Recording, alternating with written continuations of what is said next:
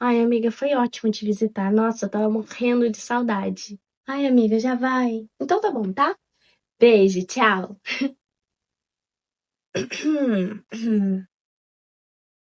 O que foi, amiga? Aconteceu alguma coisa? Ah, já que você perguntou, seu namorado bem que podia me levar pra casa, né? Eu nem moro longe. Eu moro aqui perto. Ah, mas se você mora pertinho, você pode ir sozinha. Aproveita que tá claro ainda.